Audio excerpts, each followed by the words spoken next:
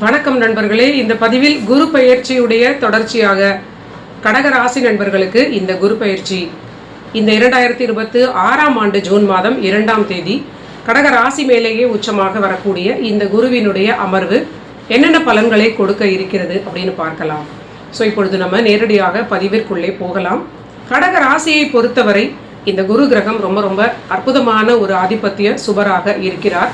காலச்சக்கரத்திற்கு சுபராக இருக்கக்கூடிய 9ஆம் அதிபதி இவர்களுக்கு எண்ணிக்கையில் ஆதிபத்திய அந்த எண்ணிக்கையின் வரிசையில் வரக்கூடிய வகையில் இவர்களுக்கும் ஒரு 9ஆம் அதிபதியாக இருப்பதனால் கண்டிப்பாக ஒரு நல்ல அதிகபட்ச நன்மைகளை செய்யக்கூடிய கிரகமாக இருக்கிறார்.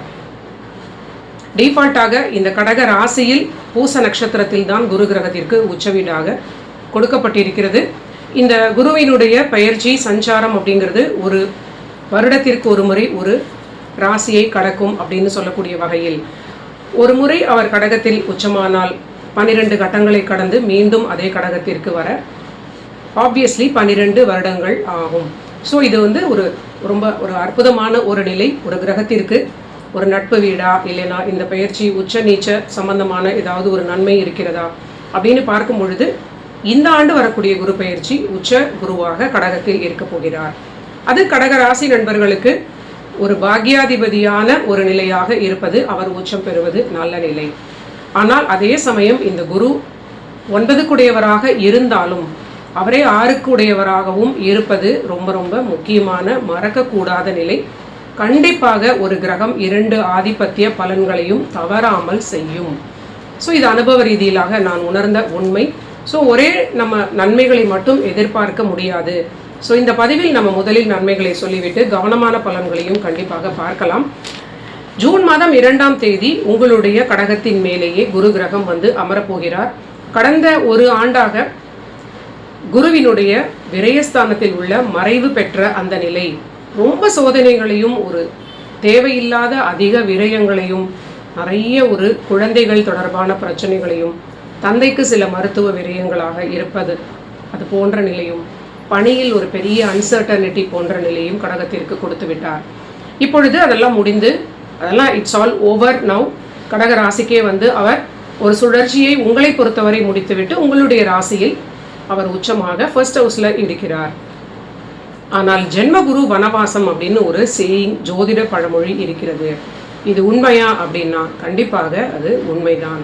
அந்தந்த ஆதிபத்திய ரீதியிலான பலன்களில் உள்ள தொல்லையான பலனை அதிகம் கொடுத்து அந்த வகையில் இவர்களுக்கு அந்த வனவாசம் போன்ற அமைவை கொடுக்கும். ஸோ நம்ம அதை 2ஆம் பகுதியாக பார்க்கலாம்னு சொல்லிட்டு டிஃபால்ட்டாக பார்த்தீங்கன்னா அந்த தொல்லையான பலனையே ரொம்ப ஹைலைட் பண்ணுவது போல எனக்கே தோன்றுகிறது. ஸோ ஒரு பாக்யாதிபதியாக அவர் ராசியில் உச்சம் பெறும் பொழுது கண்டிப்பாக அதிர்ஷ்டத்தினால் நல்ல மேன்மைகள், தந்தைக்கு ஒரு நன்மை, தந்தை ஸ்தானமாகிய மீன ராசியையும் அது அவருடைய வீடாகவே குருவிற்கு இருக்கக்கூடிய அந்த வீட்டை அந்த குரு பார்ப்பதனால் கடந்த ஆண்டெல்லாம் அந்த வீட்டில் இருந்த சனிக்கு உள்ள அந்த அமர்வு தந்தைக்கு நிறைய அழுத்தமான நிலையாக இருந்திருக்கலாம். இப்பொழுது இந்த குருவினுடைய பார்வை மீன ராசியில் உள்ள குருவை பார்ப்பது தந்தை ஸ்தானத்தை அவர் பலப்படுத்துகிறார். உங்களுக்கு அது 5ற்கு 5 5ஆம் வீட்டையும் அவர் பார்ப்பது, 5ஆம் வீட்டிற்கு 5ஆம் வீடாக வரக்கூடிய 9ஆம் வீட்டையும் அவர் பார்ப்பது ரொம்ப ரொம்ப ஆஸ்பீஷியஸான நல்ல நிலை. பூர்வ புண்ணிய பலம். ஒரு 5ஆம் வீடு அப்படிங்கிறது ரொம்ப பிரமாதமான ஒரு பூர்வ புண்ணிய ஸ்தானம். அந்த வீட்டிற்கு பாவக அடிப்படையில் 9ஆம் வீடு அப்படின்னு சொல்லக்கூடியது ஒரு பிரமாதமான ஒரு திரிகோண இணைவிற்கு குரு ரொம்ப பலப்படுத்துகிறார். நீண்ட நாள் கர்மாக்கள் எல்லாமே கிளென்ஸ் பண்ணிட்டு அடுத்த ஒரு எபிசோட் ஆஃப் லைஃப் அப்படின்னு சொல்லலாம். ஒரு நல்ல ஒரு மாற்றங்களை இந்த கடகராசி அடைய இருக்கிறார்கள். ஸோ நேரடியாக 5ஆம் வீடாகிய விருச்சிகத்தை பார்ப்பது, அந்த 7ஆம் பார்வையாக விருச்சிகத்திற்குடைய 10ற்குடைய செவ்வாய் உச்சம் பெறக்கூடிய மகரத்தை குரு பார்ப்பது, 9ஆம் வீட்டை குரு பார்ப்பது நிறைய கடகராசி நண்பர்களுக்கு புத்திரஸ்தானத்திற்குடைய பலம், குழந்தைகளுக்கு வளர்ச்சி, குழந்தைகளுக்கு திருமணம், குழந்தைகளுக்கு நல்ல ஒரு குழந்தை பாக்கியம் இது போன்ற நிலையாக இருக்கும். கடகத்திலேயே உள்ள நண்பர்களுக்கு நேரடியாக பிரமாதமான குழந்தை பாக்கியம் மட்டும் இல்லாமல் காதல் தொடர்பான விஷயங்கள் எல்லாமே திருமணமாக மாறக்கூடிய நிலை. 5ஆம் வீட்டிற்கு அடுத்த கட்ட வளர்ச்சியாகிய அந்த டிரான்ஸ்ஃபர்மேஷன், அந்த பரிணாம வளர்ச்சியாக வரக்கூடிய 3ஆம் வீடு, அதுவும் அந்த 5ஆம் அதிபதியான செவ்வாய் உச்சம் பெறக்கூடிய மகரத்தை குரு பார்ப்பது நிறைய காதல் வந்து இந்த வருடம் கடகத்திற்கு திருமணமாக மாறக்கூடிய நிலை. ரொம்ப பிரமாதமான அதிர்ஷ்டத்தினால் நீங்கள் நினைக்கக்கூடிய விஷயங்கள், உங்களோட பிளானிங் எல்லாமே ரொம்ப சுலபமாக நிறைவேறக்கூடிய நல்ல பிராப்தம். இதை தாண்டி உங்களுக்கு பூர்வீக லாபம், பூர்வீகம் தொடர்பான எல்லா விஷயங்களிலும் ஒரு ஆதாயமான நல்ல பலன்கள் நடக்க இருக்கிறது. 9ஆம் வீடு என்பது தந்தைக்கு மட்டும் இல்லாமல் உங்களுக்கு வெளிநாட்டு பிரயாணங்களை சொல்லக்கூடிய லாங் டிராவல்ஸ். இதனால் உங்களுக்கு அற்புதமான ஒரு லாபமான விஷயங்கள், உங்களுடைய நீண்ட தூர பிரயாணங்களால் அடையக்கூடிய நன்மைகளை இந்த குருவினுடைய அமர்வு உங்களுக்கு கொடுக்கும். பிரமாதமான ஏற்றங்கள், ஒன்றுக்கொன்று சப்போர்ட் பண்ணக்கூடிய 1, 5, 9 அப்படின்னு சொல்லக்கூடியது ரொம்ப நல்ல நிலை. சுப விரயங்களும் ப்ராப்பர்ட்டிஸ் வாங்கக்கூடிய யோகங்களையும் கூட இந்த 9th ஹவுஸ் சொல்கிறது அப்படின்னு சொல்கிறார்கள். இதுவும் கண்டிப்பாக அந்த 6ஆம் வீட்டு தொடர்போடு கடன்களால் உங்களுக்கு ஏற்படக்கூடிய சுப விரயங்களாக இருக்கும். ஸோ அடுத்த செக்மெண்ட்டாக குருவினுடைய ஆதிபத்தியம் உங்களுக்கு 9ஆம் அதிபதி மட்டும் இல்லாமல் 6ஆம் அதிபதி.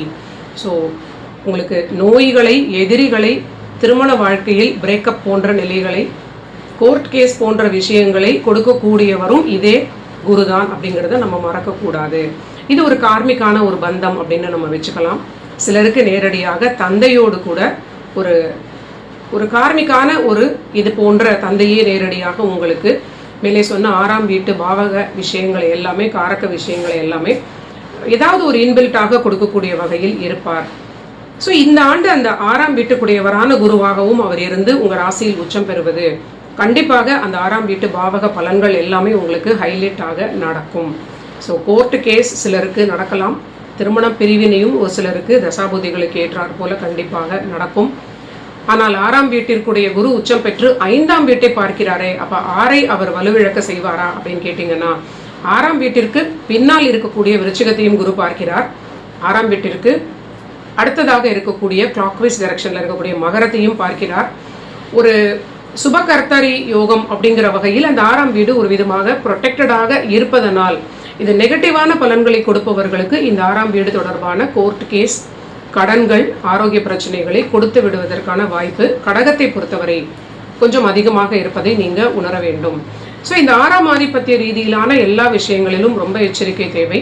கண்டிப்பாக கடன்கள் வாங்கிக் கொள்வது உங்களுடைய ஹெல்த்துக்கு ஒரு பாதுகாப்பை கொடுக்கும். 9ஆன பாக்கியஸ்தானமாக இருக்கக்கூடிய நிலையினால் வாங்கக்கூடிய ப்ராப்பர்ட்டிஸ் எல்லாம் சில கடன்களால் உங்களுக்கு ஏற்படுவது ரொம்ப அற்புதமான நல்ல நிலை. ஸோ ஆன் த ஹோல் நீண்ட நாட்களுக்கு பிறகு ஒரு மன அமைதி உங்களுக்கு கிடைக்கும். கடந்த காலத்தில் எல்லாம் படாத பாடுபட்ட கடகராசி அப்படின்னே சொல்லலாம். இந்த ஆண்டு குரு பெயர்ச்சிக்கு பிறகு ஜூன் மாதம் தொடங்கியதிலிருந்து மனதில் ஒரு அமைதி, காதலால் ஒரு பெரிய ஒரு மகிழ்ச்சி. காதல் ஒரு மாதிரி இழுபறியாக இருந்தால் அதெல்லாமே ஒரு பாசிட்டிவான திருமணத்தை நோக்கிய நல்ல விஷயமாக மாறும். வாழ்க்கை துணைக்கு நீண்ட நாள் கழித்து அவர்களுக்கும் வளர்ச்சி ஏற்படக்கூடிய நல்ல நிலை. முக்கியமாக டிப்ரெஷன் விலகக்கூடிய கடகராசி அப்படின்னே சொல்லலாம். ஆனால் குருவினுடைய அமர்வினால் ஒரு சில பிரச்சனைகளை கொடுக்கக்கூடிய நிலை, அதையும் நம்ம தவறாமல் குறிப்பிட வேண்டும். அப்படிங்கிற அடிப்படையில் முக்கியமாக இந்த ஜாப் ரிலேட்டடான விஷயங்களுக்கான அதிக மாற்றத்தை கொடுக்கக்கூடிய கடகராசியாக இருக்கும் இந்த கடகராசி பலன்களாக இருக்கும். கடகத்தினுடைய நேர் 7ஆம் வீட்டை இந்த ராசியில் அமர்ந்த உச்சகுரு பார்ப்பது, அந்த மகரம் உங்களுடைய 10ஆம் வீடாகிய மேஷத்திற்கு உடைய செவ்வாய் தன் வீட்டிற்கு 10ஆம் வீட்டில் உச்சம் பெறக்கூடிய டிஃபால்ட் பொசிஷனாக இந்த மகரம் இருக்கும் இல்லையா. இந்த மகரத்தை குரு கிரகம் பார்ப்பது ஒரு நல்ல பார்ட்னர்ஷிப். அதனால் உங்களுக்கு ஒரு பெரிய அடுத்த பிஸ்னஸாக இருக்கலாம், இல்லை நல்ல ஒரு சுய தொழிலாக நீங்கள் ஸ்டார்ட் பண்ணி கொள்ளக்கூடிய நிலையில் கடன்களை வாங்கி இந்த மாதிரி பிஸ்னஸ் தொடர்பான பெரிய வளர்ச்சியையும் இந்த கடகராசிக்கு இந்த குரு பயிற்சி கொடுக்கும். ஸோ ரிலேஷன்ஷிப் வகையிலும் மிகுந்த நன்மைகள். குழந்தை பாக்கியம், காதல் திருமணமாக மாறும். அதே சமயம் கடன்களால் பெரிய பிஸ்னஸ் வளர்ச்சி. ஒரு சிலருக்கு மட்டும் திருமண வாழ்வில் பிரேக்கப் போன்ற நிலை ஏற்பட அவங்களுக்கு தசாபுத்திக்கு ஏற்றார் போல சில பிரச்சனையாக இருக்கலாம். இல்லைன்னா அவங்களுடைய 6ஆம் அதிபதி தசையும் நடந்து கொண்டு இந்த குருவும் அந்த வீட்டை டிஸ்டர்ப் பண்ணும் பொழுது கண்டிப்பாக உடனடியாக அது பிரியக்கூடிய நிலையாக இருக்கும். ஸோ இதையும் நீங்கள் சற்று கவனமாக பார்த்து கொள்வது நல்ல நிலை. குருவினுடைய பார்வை 5ஆம் வீட்டிற்கு கிடைப்பதனால் 6ஆம் வீடுன்னு சொல்லக்கூடிய வீடு கொஞ்சம் நீங்கள் ஜாப்லேயோ தொழிலாக இருந்தாலும் நீங்கள் நிறைய அலைந்து இந்த காலகட்டத்தில் ஹார்ட் ஒர்க் பண்ணக்கூடிய நிலையாக இருக்கும். ஸோ இது உங்களுக்கு கடந்த காலத்தில் கண்டிப்பாக பழகி இருக்கும்னே சொல்லலாம். 8ஆம் வீட்டை அமர்ந்த நிலையில் ராகுவும் கெடுப்பது, 7ஆம் வீட்டை குரு பார்ப்பதனால் அந்த 8ஆம் வீட்டில் உள்ள ராகுவிற்கு கொஞ்சம் பலவீன நிலை இருப்பதனால் கண்டிப்பாக ஆரோக்கியத்தில் நீங்கள் வண்டி வாகனங்களில் செல்லும் பொழுது கொஞ்சம் அதிக எச்சரிக்கையை இந்த குரு பெயர்ச்சியில் நீங்கள் கடைபிடிப்பது ரொம்ப நல்ல நிலை. இந்த வருடம் கூட ஜூன் 2ஆம் தேதி மாறக்கூடிய குரு பார்த்தீங்கன்னா அக்டோபர் இறுதி வரை கடகத்தில் இருந்துவிட்டு அக்டோபர் 31ஆம் தேதி அவர் கடகத்தில் இருந்து சிம்மத்திற்கே அதிசாரமாக வரப்போகிறார். ஸோ நம்ம எல்லாவற்றையும் ஒரே பதிவில் சொன்னால் நினைவு வைத்துக் கொள்ள முடியாது. முதலில் ஒரு 5 மாதங்கள் உங்களுடைய அஷ்டமஸ்தானத்திற்கு சற்று பலவீனமாக இருப்பதனால் முக்கியமாக ரெஸ்பிரேட்டரி தொடர்பான ஆரோக்கிய பிரச்சனைகள், லங்ஸ் எல்லாம் யாருக்கு ரொம்ப வீக்காக இயல்பாகவே இருக்கிறதோ நீங்கள் கண்டிப்பாக ஆரோக்கியத்தை பிராணாயாமா செய்வது, ரெகுலராக நீங்கள் ஏதாவது ஒரு நல்ல ஒரு எக்ஸசைஸ் செய்வது இதன் மூலியமாக ப்ரொடெக்ட் செய்ய வேண்டும். ஸோ ஏஜில் அதிகம் இருக்கிறவங்களுக்கு இந்த மாதிரி ரெஸ்பிரேட்டரி தொடர்பான பிரச்சனை வந்தால் உடனடியாக பார்த்து கொள்வது நல்ல நிலை. முக்கியமாக 8இல் இருக்கக்கூடிய ராகு கடகத்திற்கு ரொம்ப டேஞ்சருங்கிறத நீங்கள் மறக்க வேண்டாம். ஸோ 9இல் இருக்கக்கூடிய சனியை குரு ஒரு மாதிரியாக பாசிஃபை பண்ணி விடுவார் அப்படின்னு சொன்னாலும் 10ஆம் வீடாக இருக்கக்கூடிய மேஷ ராசிக்கு சற்று நீங்கள் தொழில் ரீதியிலான விஷயங்களுக்கு நிறைய நீங்கள் இனிஷியேட் பண்ணக்கூடிய விஷயங்களுக்கு அலையலாம். கடன்கள் வாங்கக்கூடிய நிலை, நிறைய ஐடியாஸ் இருக்கும். ஆனால் ஒன்றொன்றாக நீங்கள் அதை செயல்படுத்துவதற்கான அலைச்சல்களாக அது இருக்கும். ஆனால் எல்லாமே உங்களுக்கு சரியான